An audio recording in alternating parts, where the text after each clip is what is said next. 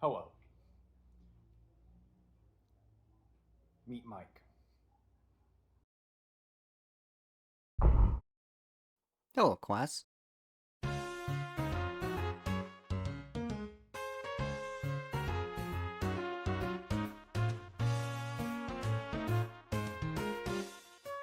Okay, class. Today's the day I got a new mic and I'm prepared for this new lesson. First things first, we gotta talk about Mike. As real life Jesse showed you in the intro to this video, Mike is just a microphone. Now, whether it's a physical microphone in the real world or a microphone in the game world, I'm not gonna touch up on those details since it really doesn't matter in the grand scheme of things. You can choose whatever you want. Though I will say, you did use your own microphone to both open the door into the mic room and to do the mic fight. So, with that information, according to the Pippin pretending to be Mike, whenever Tenna wants Mike to do something, he'll say to do it, and one of three things will happen. Either 1, Tenna does it himself, 2, one of the fake mics does it, or 3, it just happens. Now, what if, hear me out, Mike is just a microphone, and it picks up on what Tenna is saying, and depending on the thing he wants done, the mic picks up on that, and then it happens. Now again, whether this mic is our real world mic, or a mic that was perhaps left in the Dreamer house when the TV world was created, and maybe even before that because of Spanton knowing about him, is entirely up to you guys because I just don't really care all that much. Plus, there's also this part here where you can stand at the end of this walkway and see a mic appear. Maybe that's Mike. Anyways, glad to have Mike out of the way. Now we can get on to the actual lesson. Okay, now that Mike is out of the way, let's get on with the lesson. Let's start with the prophecy. Starting here will allow me to snowball into my other theories. I'll say this now, the prophecy will end with the death of Chris Dreamer. That, much like the roaring, is inevitable. How do I know this? Because of the Shadowcrystals. In our previous lesson, I talked about Half-Bred Chaos for a bit, or for a few seconds, and I love their videos, their theories. In fact, they're the reason why I'm making this series of theory videos that you're watching right now. But I am gonna try and debunk one of their older theories that they made back when there's only chapters 1 and 2, so I guess it doesn't really matter too much. Point is, the Shadow Crystals show the future. I can prove it. In chapter 1, when you look at the Shadow Crystal in the Dark World, what does it say? It says you see toys strewn about. What happens after the fountain is sealed in the future of that chapter? You end up in the unused classroom where there are toys strewn about. Or how about using it in the Dark World in chapter 2, in the Cyber World? In the Cyber World, you're told that you see the computer lab. What happens in the future of that chapter? You see the inside of the computer lab. Now let's talk about the Light World ones. In the Light World, in chapter 1, it says, you thought you saw through your hand. Now this can mean a number of things, obviously. We have the Half-Bred Chaos theory that definitely worked all the way up until chapter 3, and then chapter 2's, which is, for a moment you saw Susie glaring at you coldly. That one also works really well in being a foretelling, I suppose, of, something that's going to happen in the future. And considering the prophecy in chapter 4 in the Dark Sanctuary is made up of these glass panes that could very well be made of the same stuff that these Shadow Crystals are made from, which is why they still let us see into the future. And why do I know that we see into the future? It's because of chapter 3. If you still have the Shadow Crystal from chapter 2 in chapter 3's beginning, if you use the Shadow Crystal, it will tell you something along the lines of, for a brief moment you thought you saw the TV shattering. And we all know what happens at the end of chapter 3. Alright, and so with all this information on the Shadow Crystals out of the way, let's go ahead and talk about some of the other stuff. For example, in the previous video, I was talking about the end of the prophecy and how the prophecy, or I guess the main story of Deltarune, will end with chapter 6. Now, I still believe that the prophecy will end by chapter 6, though whether Toby will keep writing the game or not, well, we don't really know this, so take that with a grain of salt, if you will. Though, chapter 6 is going to be when Chris dies. There might be a way past that, but we'll focus on that in a moment. You see, in chapter 1, when we look through the Shadowcrystal, it says we saw through our hand. Why is that? Because Chris will perish and the soul will be without a body, and they'll need to get a new vessel. Which leads into chapter 2's Shadowcrystal, Susie glaring at you coldly. When you get a new vessel, Susie will most likely become not necessarily an enemy, but probably some form of antagonist. After all, for a complete stranger, she probably finds out about the soul. It can be a whole thing. Or it could even be something to do with chapter 5. After all, the festival is coming, and according to Gerson, shit's gonna go down. And I suppose that since we're on the topic, I could talk a little bit more about who Chris could be, since there are a lot of questions regarding exactly what Chris is trying to do in chapters 3 and 4. Mostly 4, but there is some stuff in 3. Okay, class, if you remember from our last lesson, I briefly talked about a game called Off. I would probably suggest you save this whole lesson for another time, perhaps after you play this game yourself, because I do recommend it, and I am going to be spoiling the ending of it quite a few times, most likely in this video. Like I said, it's mostly unscripted, so I could only mention it here. I'll let you know if it's mentioned later or not. Point is, in the game Off, you take control of yourself, essentially. You play as a soul that is in control of a character known as the Batter, and the Batter is the character you control for the entirety of the game. And throughout this game, the Batter is trying to purify the world. And by purify the world, it essentially means kill everything there.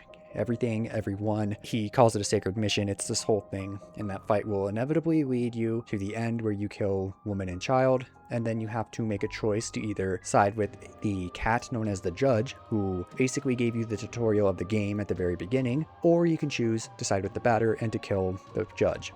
Now, I'm not saying that Chris is the Batter, but Chris has been doing some shady stuff without the soul in their body, and Toby Fox did help work on the music for the remake in 2025 for Off. So maybe he got some inspiration from the game. Hell, I wouldn't be surprised if he got inspiration for Undertale from the original Off that came out in 2008. Still gonna leave that spoiler warning in there, by the way.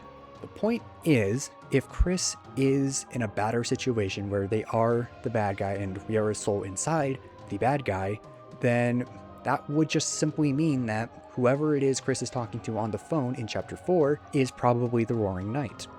Now, obviously, we all have our own theories about who the Roaring Knight is, the most popular of which being December Holiday, although I would like to suggest an alternative. What if the other person on the phone isn't the Knight, because the Knight can't appear in the light world? Now, how do I put this? Well, obviously, December can still work, just make her dead like Gerson, and then she's just able to appear in the Dark Worlds, which would explain why the Knight was able to appear in the same kind of Dark World as Gerson was. Although, I have an alternate theory, because the Knight looks awfully familiar to something else we have already seen several times in chapter 2 alone. Okay, probably not several times in chapter 2, but I'm saying across multiple places. You know what? Whatever. It's a Titan. The Roaring Knight is a Titan, okay? When Rouse explains the Roaring to the rest of the Fun Gang, we see an image showing a bunch of the Titans. One of these Titans looks like the Roaring Knight. Now, of course, obviously, the Roaring Knight can't be a Titan because the Titans are fucking massive. But you gotta remember, we have only seen one Titan that was confirmed to be a Titan in Deltarune, which is the one that we defeated in chapter 4. So that could very well mean being a Titan could mean that you're just big in strength, like the Knight is. After all, we all know from Swoon that the Knight is pretty damn strong. Speaking of which, yes, there is also that whole thing about the thing floating behind your head during the Knight boss fight. I've seen a couple of theories talking about that and implicating Chris in literal complacency, but you gotta remember, Chris is doing less damage to the Knight during its boss fight. I mean, Ralsei is doing more damage. That one is just obvious.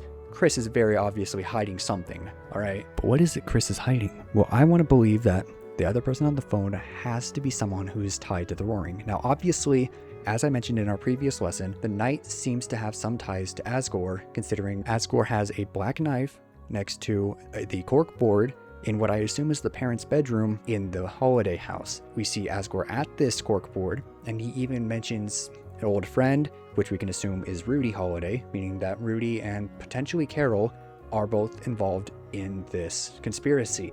Now, obviously, the easy thing to guess is, oh, maybe the person talking to Chris on the phone is Carol Holiday. Although, the thing I would say is wrong with that is the fact that Chris deleted their phone calls.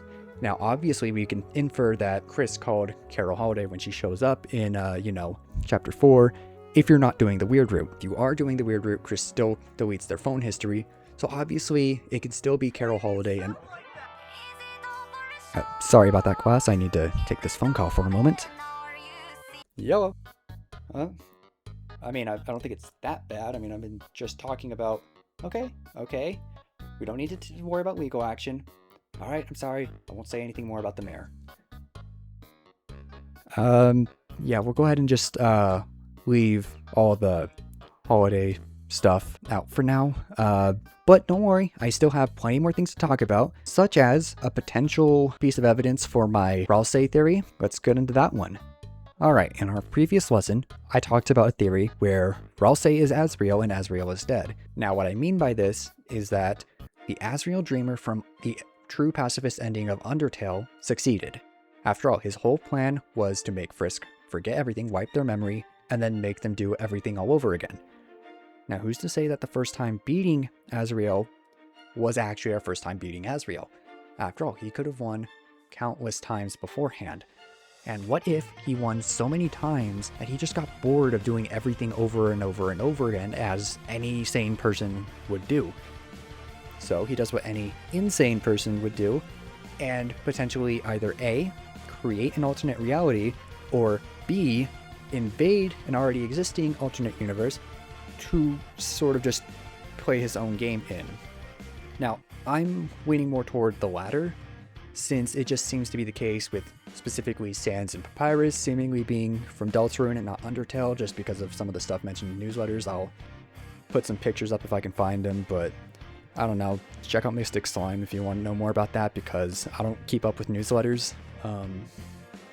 Yeah, and then of course there's also the fact that there would be two Asriels, and in this theory of mine, the angel, as I will call Asriel from Undertale, shows up in the world of Deltarune and pretty much kills Asriel. I don't know, it seems to work for me specifically because of this coloring book here saying that your brother will never return this, and considering it's been checked out for quite a while now, we can kind of infer that it's been this many years since Asriel was actually killed by the angel, and the angel replaced Asriel, which means that when the Dark Fountains were created, Ralsei was created too. Now, I bet you're wondering, how was Ralsei able to appear in other Dark Worlds then, if he was made specifically from the darkness in the Dark Fountain made in Castletown? Well, I have an answer for that one too, and it's actually Ralsei who spells it out for me. Castletown's fountain is made of pure darkness.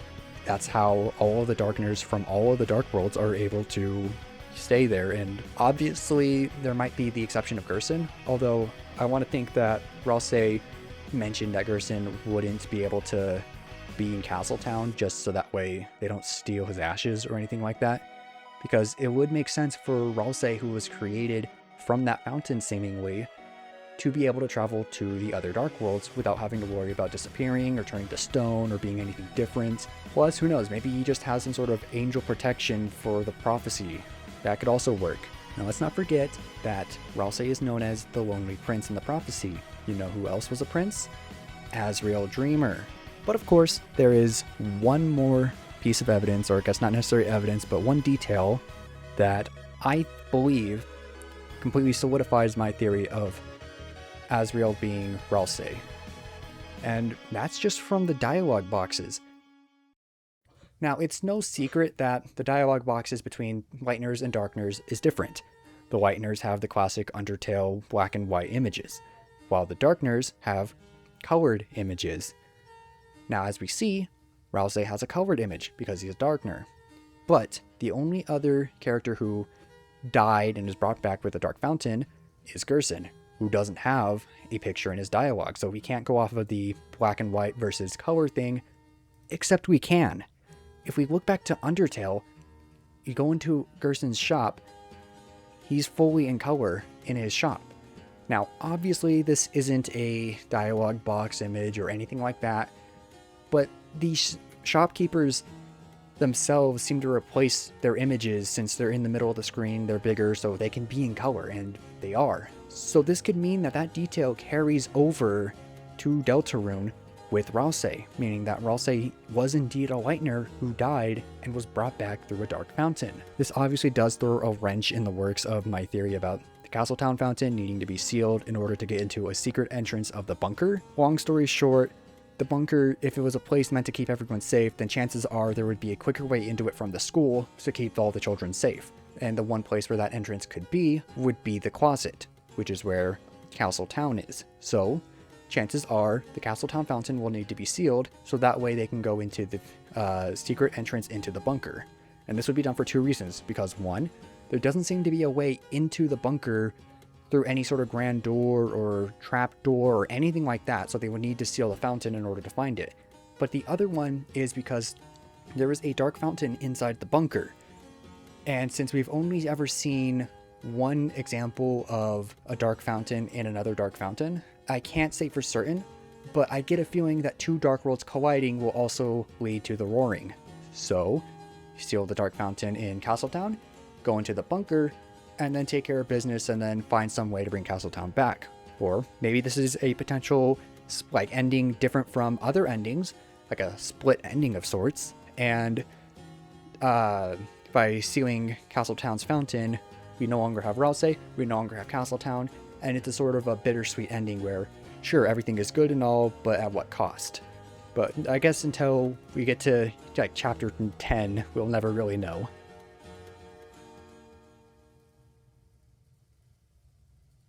Okay, at the beginning of today's lesson, I did mention that I would talk about the ending of the prophecy in a little bit.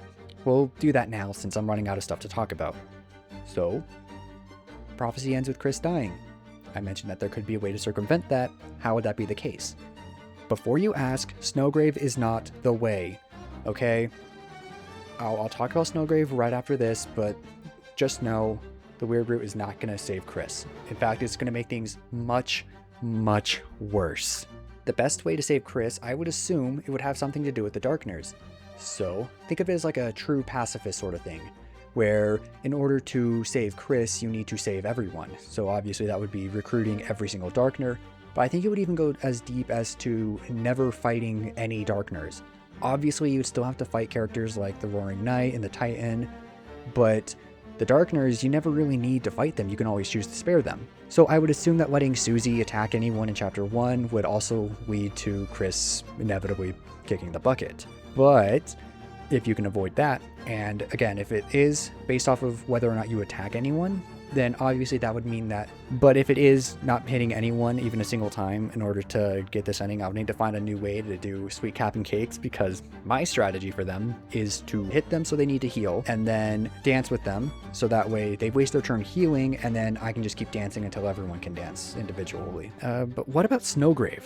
Well, Snowgrave is... think of this as like the absolute worst possible ending. Think of this as the batter end, as I will call it, because you got to remember, Chris is a limiter for the soul, alright? What was the first thing you thought to do when you completed Snowgrave, sealed the fountain, and woke up in the computer lab? You look at that big old closet, you look at Birdley, we all know what we were thinking. I thought it too, don't try to lie to yourself. Luckily, Chris is actually a good person, or at least just wants to spite us, I don't know. Don't quote me on that, but Chris is at least somewhat decent. Birdley has nothing to do with anything. They probably want to do whatever it is they're doing with as few casualties as possible, so they take him to the hospital like any sane person would do. But what happens if Chris dies and a Snowgrave soul ends up in a new vessel? We're talking some serious devastation. Hell, I wouldn't be surprised if it gets twisted on us and we end up having to face Noelle, a fully kitted and powerful Noelle with the Snowgrave spell. I mean, I'm sure she would want to get back at us, the player, for tormenting her so much. So I think we should keep that in the back of our minds while we proceed through the Weird Route. I will let you all decide on this one yourselves. Do you think I am right with this theory? Do you think it needs a few changes? Do you think any of my other theories could use a few changes? Please let me know. I do plan on making another Deltarune Theories video after Chapter 5 releases. That might just take a little bit of time though, so until then, just know that I do have a few things I want to work on. And also, would you guys want me to make a Deltarune Yellow video? Because I'm totally down for that if you want.